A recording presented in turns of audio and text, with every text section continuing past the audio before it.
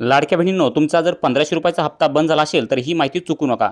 कारण की अनेक महिलांचा लाभ फक्त एका कारणामुळे थांबला आहे.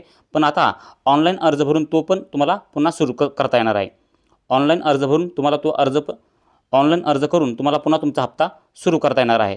काय आहे प्रोसेस, काय आहे प्रक्रिया, कोणती कागदपत्र लागणार आहेत आणि अर्ज कसा करायचा आहे, हे सर्व माहिती तुम्हाला ह्या व्हिडिओमध्ये भेटणार आहे. त्यामुळे व्हिडिओ संपूर्ण बघा आणि तुम्ही चॅनलला सबस्क्राईब केलं नसेल तर चॅनलला सबस्क्राईब करा. चॅनलला जर तुम्ही सबस्क्राईब केलं तर तुम्हाला हा फॉर्म भेटून जाणार आहे. सबस्क्राईब करा, व्हिडिओ संपूर्ण बघा आणि कमेंटमध्ये फॉर्म असलेल्या तुम्हाला संपूर्ण माहिती भेटून जाईल. चला तर मित्रांनो, उशीर न करता डायरेक्ट व्हिडिओला सुरू करूयात. तर या ठिकाणी पहा मित्रांनो, पहिल्यांदा तुम्हाला काय करायचं आहे, आपल्या गुगल ब्राउझरमध्ये यायचं आहे, मुख्यमंत्री लाडकी बहीण असं टाईप करायचं आहे आणि सर्च करायचं आहे. तर या ठिकाणी पहा तुमच्यासमोर अशा प्रकारची पहिली वेबसाईट येईल. या ठिकाणी क्लिक करा. या ठिकाणी पाहू शकतात ladkibaheen.महाराष्ट्र.gov.in ही ऑफिशियल वेबसाईट जी आहे मुख्यमंत्री माझी लाडकी बहीण योजनेची, ही ओपन झालेली आहे. आता या ठिकाणी आल्यानंतर तुम्हाला काय करायचं आहे, अर्जदार लॉग इन या ठिकाणी क्लिक करायचं आहे. अर्जदार लॉग इन आपण या ठिकाणी जे आहे ते अर्जदार लॉग इन यावरती क्लिक करायचं आहे आणि अर्जदार लॉग इन यावरती क्लिक केल्यानंतर तुम्हाला या ठिकाणी समोर दिसत आहे मोबाईल नंबर आणि पासवर्ड टाकायचा आहे. तर या ठिकाणी पहा मोबाईल नंबर आणि पासवर्ड कोणता टाकायचा आहे. बऱ्याच लाडक्या बहिणीच्या मनामध्ये प्रश्न येतील, कारण की बऱ्याच लाडक्या बहिणीला माहिती नाही की कोणता मोबाईल नंबर टाकाय आणि कोणता पासवर्ड या ठिकाणी टाकावा लागणार आहे. तर त्यासाठी तुम्हाला संपूर्ण माहिती सांगणार आहे, तुम्हाला कोणता मोबाईल नंबर आणि कोणता पासवर्ड टाकायचा आहे. तर या ठिकाणी पहा पहिल्यांदा जे आहे ते तुम्हाला माहिती नसेल किंवा माहिती असेल तर तुमचा या ठिकाणी पासवर्ड जर लक्षात नसेल तर तुम्ही पासवर्ड पण तुमचा रिसेट करू शकतात. आता या ठिकाणी पासवर्ड रिसेट कसा करायचा, तर या ठिकाणी पहा फॉरगेट पासवर्ड यावरती क्लिक करायचं. तुमचा पासवर्ड लक्षात नसेल तर त्या फॉरगेट यावरती क्लिक करून तुमचा जे आहे ते मोबाईल नंबर टाकायचा आहे या ठिकाणी आणि खाली कॅप्चा टाकायचा आहे. कॅप्चा टाकून तुम्हाला जे आहे ते सेंड OTP यावरती क्लिक करायचं आहे. या ठिकाणी पाहू शकतात अशा प्रकारे सेंड OTP यावरती क्लिक करायचे. सेंड OTP वरती क्लिक करून तुम्ही जे आहे तुमचा पासवर्ड रिसेट करू शकतात. पुन्हा तुमचा जो लक्षात राहील तो पासवर्ड तयार करू शकतात. आता या ठिकाणी पहा तुम्हाला पुन्हा जे आहे ते यायचे मोबाईल नंबर आणि पासवर्ड टाकून लॉग इन करायचं आहे. आता तुमच्याकडे मोबाईल नंबर आणि पासवर्ड दोन्ही नसतील, तुम्हाला लॉग इन कसं करायचं हे जर माहीत नसेल तर या ठिकाणी पहा क्रिएट अकाउंट यावरती क्लिक करायचं आहे. क्रिएट अकाउंटवरती क्लिक करून या ठिकाणी पाहू शकता तुम्हाला संपूर्ण तुमचे जे आहे ते नवीन अकाउंट तयार करू शकतात. तर या ठिकाणी नवीन अकाउंट तयार करताना कोणकोणती काळजी घ्यायची, तर लाडक्या बहिणीचं जे आहे ते या ठिकाणी नाव टाकायचं आहे आधार कार्डावर जसं असेल तसं इंग्लिशमध्ये. त्यानंतर मोबाईल नंबर टाकायचा आहे आणि पासवर्ड तयार करायचा आहे. आता मोबाईल नंबर आणि पासवर्ड तुम्ही लक्षात ठेवा, कारण की तुम्हाला पुढं सांगणार आहे. त्यानंतर पहा तुमचं जे आहे ते सिलेक्ट डिस्ट्रिक्ट म्हणजे या ठिकाणी तुम्हाला जिल्हा निवडायचा आहे, तुमचा तालुका निवडायचा आहे, गाव निवडायचं आहे. तुमच्या जेही आपल्या महाराष्ट्रातील जिल्हा असेल तर या ठिकाणी निवडू शकतात. तर या ठिकाणी संपूर्ण ज्या ठिकाणी तुम्ही पाहू शकता आपल्या महाराष्ट्र राज्यातील जिल्हे दिलेले आहेत. तुम्ही तुमचा जिल्हा निवडा, त्यानंतर तुमचा जो तालुका आहे तो तालुका निवडायचा आहे. संपूर्ण जी आहे ती माहिती बरोबर निवडायची आहे, म्हणजे तुमचा लाभ जे आहे तुम्हाला पुन्हा लाभ जे आहे ते पुन्हा सुरू करण्यासाठी कुठलीही अडचण येणार नाही. तर या ठिकाणी पहा म्युनिसिपल कॉर्पोरेशन निवडायचं आहे. त्यानंतर या ठिकाणी टिक करायचं आहे. त्यानंतर या ठिकाणी जे कॅप्चा आहे ती कॅप्चा या ठिकाणी भरायचं आहे. तर हे संपूर्ण जे आहे तुम्ही या ठिकाणी भरून साइन अप यावरती क्लिक करायचं आहे. तर आपण या ठिकाणी साइन अपवरती क्लिक करून आपलं अकाउंट पूर्ण तयार झालेलं आहे. आपलं अकाउंट जे आहे ते रेडी झालेलं आहे. तर आपण समजूयात. तर आपलं अकाउंट तयार झाल्यानंतर आपल्याला काय करायचं आहे, आपल्याला पुन्हा वापस यायचं आहे आता आणि लॉग इन ऑप्शनमध्ये क्लिक करून आपला मोबाईल नंबर आणि पासवर्ड टाकून आपल्याला या ठिकाणी लॉग इन करायचं आहे. तर आपण मोबाईल नंबर आणि पासवर्ड या ठिकाणी टाकूयात. तर या ठिकाणी मोबाईल नंबर आणि पासवर्ड टाकल्यानंतर आपल्याला जे आहे ते खाली स्क्रॉल करायचं आहे आणि खाली या ठिकाणी जे आहे ते कॅप्चा भरायचा आहे.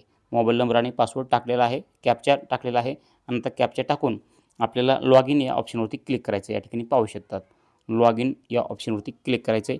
लॉग इनवरती क्लिक करून तुम्ही आपलं जे आहे ते हे लॉग इन झालेलं आहे या ठिकाणी पाहू शकतात. अशा प्रकारे हे लॉग इन होणार आहे, तुम्ही पाहू शकतात. लॉग इन झाल्यानंतर आपल्याला या ठिकाणी काही ऑप्शन भेटतात. या ठिकाणी पहिलं ऑप्शन जे आहे ते ॲप्लिकेशन सबमिटेड आहे. त्यानंतर मुख्यमंत्री माझी लाडकी बहीण योजना हे एक ऑप्शन आहे, परंतु हे 2 ऑप्शन सोडून द्यायचे आहेत आणि या ठिकाणी साईडला 3 रेषा दिसत आहेत. या 3 रेषेवरती क्लिक करायचं आहे. यावर 3 रेषेवरती क्लिक केल्यानंतर ग्रीव्हन्स यावरती क्लिक करायचं आहे. या ठिकाणी पाहू शकता तुम्हाला साईडला जे आहे ते ऑप्शन दिसतं त्यावरती क्लिक करायचं आहे. त्यानंतर या ठिकाणी ॲड ग्रीव्हन्स यावरती क्लिक करायचं आहे. ॲड ग्रीव्हन्स यावरती क्लिक करा. यावरती क्लिक केल्यानंतर तुमच्यासमोर पुन्हा असा इंटरफेस येईल. तर या ठिकाणी तुम्हाला जे आहे ते 2 ऑप्शन भेटतात यामध्ये.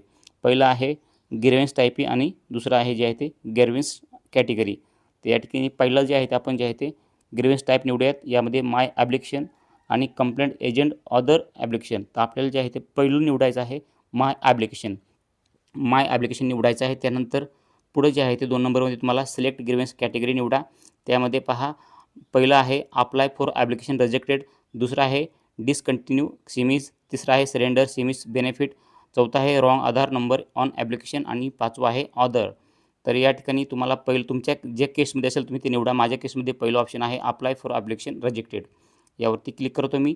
त्यानंतर या ठिकाणी तुमचा आधार नंबर, दुसऱ्या ऑप्शनमध्ये तुम्हाला तुमचं ॲप्लिकेशन नंबर हे संपूर्ण तुम्हाला या ठिकाणी पाहता येणार आहे. तुमचा आधार नंबर आणि ॲप्लिकेशन नंबर तुमचा बरोबर आहे का पहा.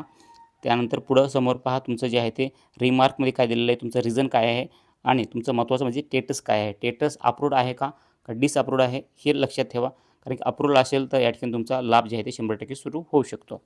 त्यानंतर एक महत्त्वाची बाब येते, त्या ठिकाणी तुमचा हप्ता बंद झालेला आहे. तुमचं त्यावरती म्हणणं काय आहे ते या ठिकाणी लिहायचं आहे. तर तुम्हाला या ठिकाणी पहा तुम्हाला एक पेज लिहून दिलेलं आहे. तुम्ही त्या ठिकाणी हे टाईप करून टाकू शकतात. या ठिकाणी पहा काय दिलेलं आहे हे तुम्हाला पाहिजे असेल तर हे पण मला कमेंट करा. कॉपी पेस्ट तुम्ही करू शकतात. तर या ठिकाणी मी अर्जदार मुख्यमंत्री माझी लाडकी बहीण योजनेची लाभार्थी असून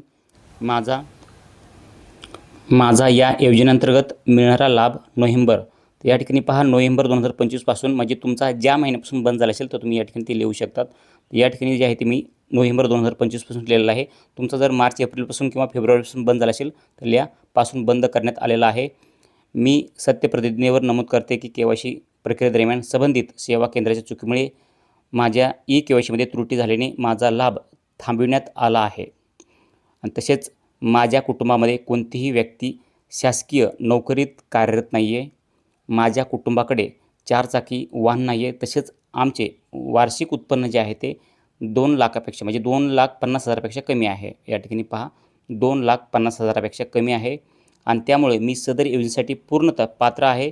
तरी माझा आधार कार्डची पुन्हा तपासणी करून झालेली चूक दुरुस्त करण्यात यावी असं या ठिकाणी दिलेलं आहे. झालेली चूक दुरुस्त करण्यात यावी व मुख्यमंत्री माझी लाडकी बहीण योजनेचा लाभ मला पुन्हा सुरू करून द्यावा ही नम्र विनंती आहे. असं आपण योग्य ती कारवाई करून मला न्याय द्यावा ही नम्र विनंती आहे. त्यानंतर तुम्ही खाली तुमचं नाव टाकू शकतात.